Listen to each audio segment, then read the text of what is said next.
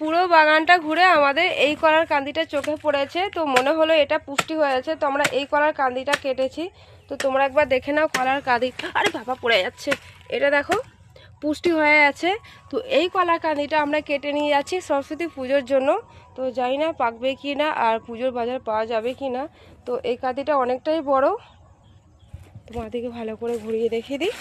এই কাঁদিটা অনেকটাই বড়, তোমরা দেখে নাও কলাগুলো কত সুন্দর। এটা হচ্ছে কাটালি কলা, ও কাটালি কলা, তো এটা হচ্ছে কাটালি কলা। তো আমি আর আমার বাবা এসছি কলা কাটতে। আর এই দেখো কলা গাছের থোড়, মানে থোড় তো আমাদের বাড়িতে কেউ খায় না, এখন ছাড়াইনি। বাবা খাবা থোড়? বাবাও খায় না, কেউ পছন্দ করে না। তো পুরো কলা কাঁদি কাটা পর পুরো গাছটাকে কেটে দিলাম, কেটে দিয়ে এই গাছটার কাজ হচ্ছে পুরো কুচি কুচি করে জমিতেই ফেলে রাখা। তো চলো এবার আমরা এই কাজটা সম্পূর্ণ করে দিই। বাবা বাড়ি চলে যাবে, আমি কাঁদিটা নিয়ে যাব। দাদা আসেনি আজকে, দাদা অন্য কাজে ব্যস্ত আছে, যেহেতু কাঁদিটা নিয়ে যেতে আমার খুব কষ্ট হবে। তো যাই হোক, কষ্ট হলেও কিছু করার নেই, কাজ পরিশ্রম করতে হবে।